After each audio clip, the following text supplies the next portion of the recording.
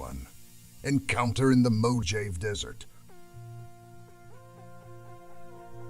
I have been a truck driver for almost 15 years. In 2017, I drove a cargo truck overnight through the Mojave Desert in California, headed for Arizona. The desert was in dense darkness, with the truck's dim headlights barely penetrating the void. Every few minutes, I strained my eyes to see the road ahead clearly. About an hour before sunrise, I noticed something in the distance approaching quickly.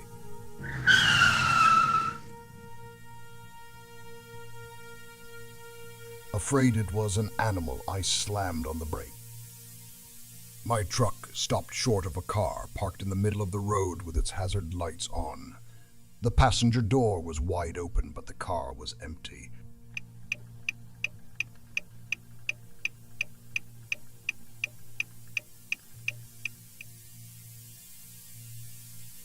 The eerie silence of the night was broken only by the faint clicking of the hazard warning lights. Curiosity overcame me, and I decided to investigate. A new red Ford Fusion was left behind. When I approached the chest, it didn't move. I took the key out of the lock and opened it, revealing 3 crushed garbage bags and a rope tying the trunk shut.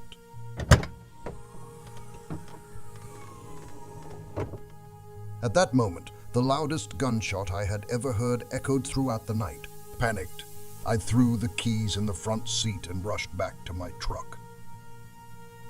When I climbed into the driver's seat, I saw a short, muscular man with red hair standing next to the trunk.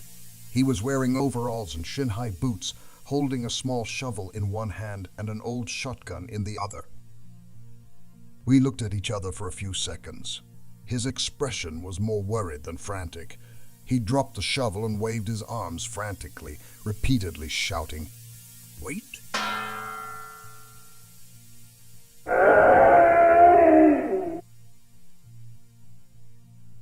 But there's no way I can stop. I stepped on the gas and accelerated, and the man chased me for a while before retreating to his car.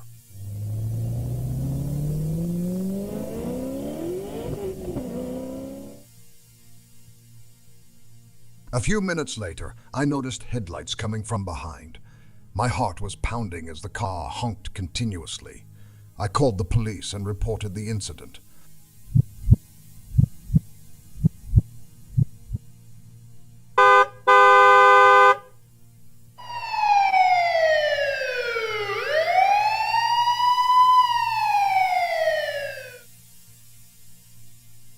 When the car tried to cut in front of me, police lights flashed ahead. The Ford veered off the road and disappeared into the desert.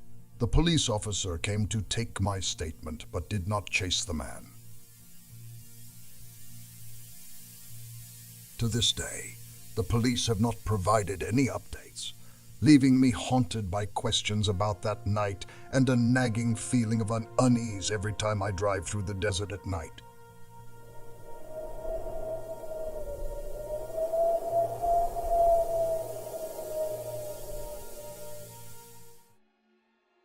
Story 2. Abandoned Store Incident. 3 months into my truck driving career, I had to make a grueling 12-hour drive from southern New Jersey to Lafayette, Indiana. Having just completed an 8-hour trip, I was completely exhausted. I reluctantly decided to stop at the first service stop I saw, somewhere in the middle of nowhere. The service station appeared abandoned, but the door was unlocked. The inside of the store was pitch black, but I noticed a faint glow from the back room. Curiosity overwhelmed me. I slowly walked towards the light. The back room is filled with old appliances and a flickering light bulb.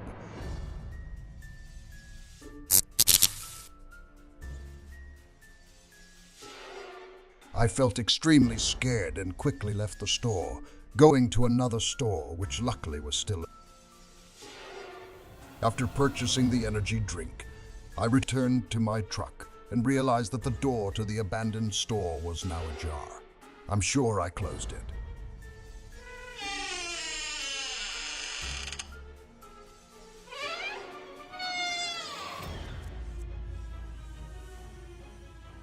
Restlessness overwhelmed me as I turned back to the road. Glancing in the rearview mirror, I saw the curtains in my sleeping cabin shaking slightly even though the air conditioner was turned off. Sweat poured down my forehead as I realized there might be someone in my truck.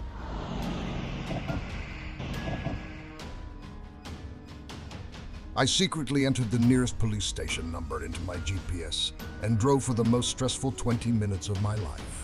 I imagined someone reaching out to grab me or crashing into my truck.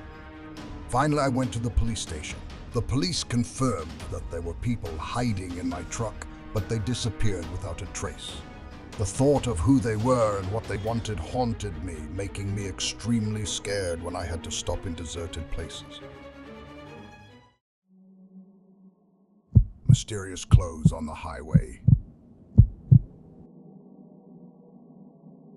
In the middle of the night, I drove across the vast expanse of Montana. I was exhausted. I could barely open my eyes. Around midnight, I noticed clothes scattered along the highway. Shoes, shirts, and pants were scattered on the road the more I walked. Feeling both confused and scared, I stopped the car to investigate. A pile of children's clothes lies on the side of the road. I looked into the dark forest, my heart pounding.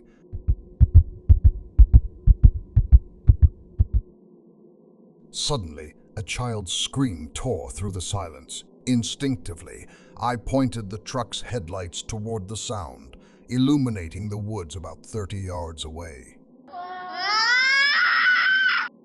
I was horrified to see 3 or 4 people, one holding a large speaker.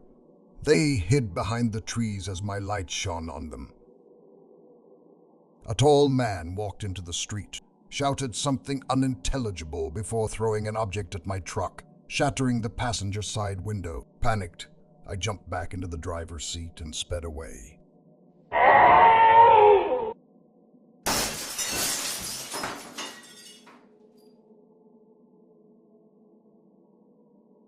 The journey to my destination was a horrifying nightmare. I clutched my father's old cross, praying for safety. I gave birth and then slept for 10 hours straight. When I woke up, I called the police and they promised to investigate. However, the mystery of the people in the forest and their intentions remains unsolved.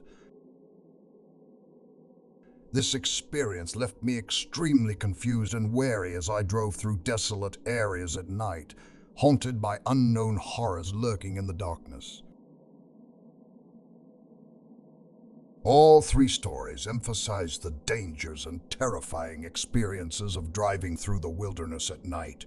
Truck drivers face unusual and potentially dangerous situations, highlighting the risks associated with driving trucks at night. Each story ends with unanswered questions about the true nature of the events.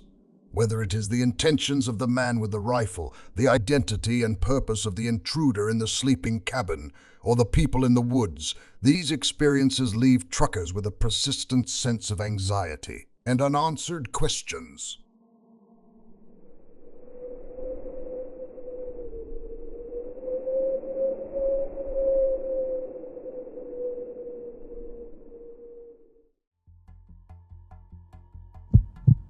Sleepless night. Driving through eastern Washington on several state roads, I found myself far from any stops or cities. Having traveled this route many times, I knew that there were large lots about 40 miles apart where I could park safely away from the road. Deciding to take a break, I closed the curtains and lay down to watch something on my phone. About an hour later, a metallic sound made me stand up in surprise. Someone is trying to open the driver's door.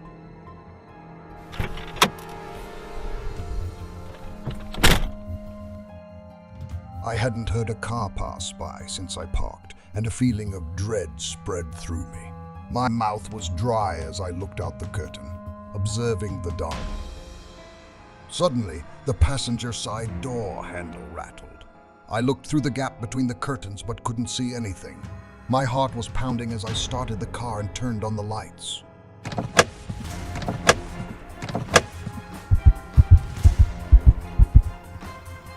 Fear gnawed at me as I continued to peer through the gap in the blinds. But there was no one near either door, no other vehicles in sight. The desolation of the surroundings made the silence even more terrifying. I took a deep breath and pulled the curtains closed, as if that flimsy barrier would offer any real protection. Trying to calm down, I lay down, telling myself that the wind had blown something into the truck. It's quite windy outside and the ground is flat, which can amplify the noise. Just as I was starting to relax, I heard a noise as if someone was trying to pry open the vent in the sleep. The door handle started rattling again, and the truck moved as if someone was climbing on top of it.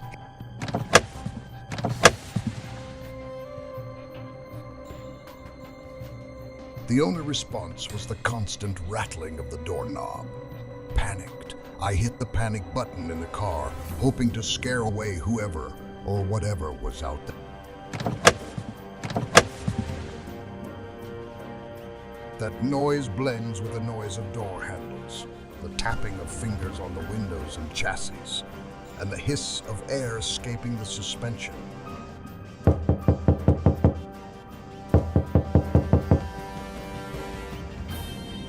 Suddenly, everything became silent. I held my breath, listening to the beat of my heart. A moment later, I heard another truck approaching and drove by, its headlights piercing the darkness. I spent the next few hours on high alert, waiting for the intruder to return, but nothing happened.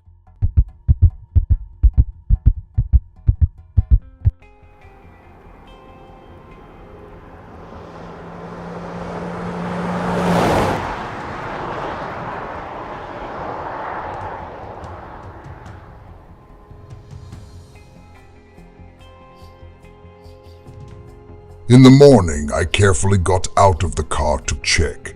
I found no footprints or damage, but on each window there were tiny handprints that resembled human hands, as if a toddler with glue-covered hands had pressed them all over the glass surface. The sight sent chills down my spine, an unsettling reminder of last night's horror. Even now, when driving on deserted highways, I can't help but glance in the rearview mirror, hoping to see those tiny handprints again and wondering what will happen if I dare open the curtains.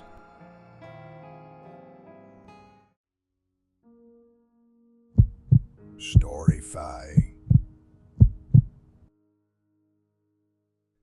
I'm not a truck driver, but for the past 4 years I've been driving every day and night for work. One particularly memorable and unsettling drive took me through a rural part of Mississippi, somewhere between Clarksdale and Greenwood. The entire 250-mile journey home was on a narrow, 2-lane highway, and the weather had turned sour as I was leaving Clarksdale. Before hitting the road, I called my wife. There are high wind advisories and very possible tornado threats throughout the Delta, I told her. I'll call you as soon as I make it to a safe area again.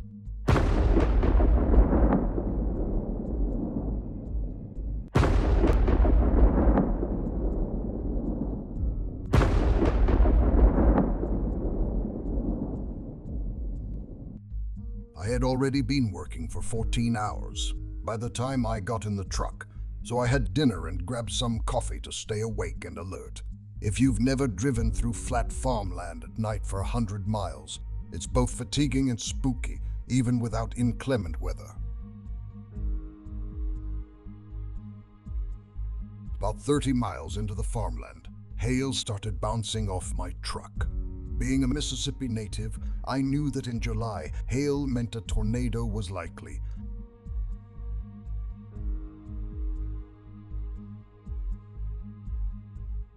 I pulled off to the side of the road. There were no lights to be seen, no cars behind or in front of me. I was in the middle of nowhere. I rolled down the passenger window and shined a bright flashlight into the night, scanning for the storm or tornado I believed was approaching. Nothing there. I turned to the driver's side, and that's when I saw him. A man with his face pushed against the glass, grinning from ear to ear.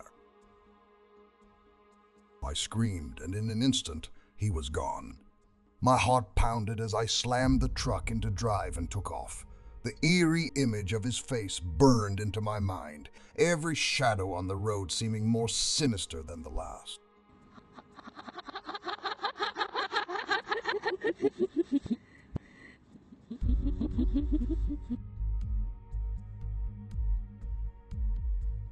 We have cameras running on our trucks all the time.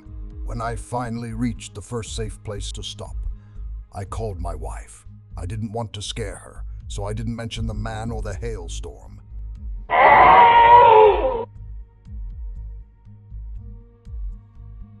But the experience nagged at me, so I pulled the SD card and checked the cameras. There was no sign of the man on either the front or rear cameras. It was as if he had never been there.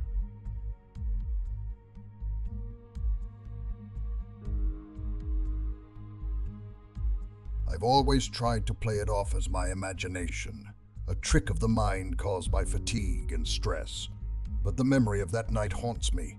His eerie grin, the suddenness of his appearance and disappearance, it all felt too real. Now, I avoid driving through the Delta in the dark unless absolutely necessary. The darkness and the solitude of those rural roads have taken on a new, sinister quality. Every time I drive through that stretch of farmland, I can't help but glance at the windows, half expecting to see that grinning face again, wondering what would have happened if I had dared to confront whatever it was that lurked in the night.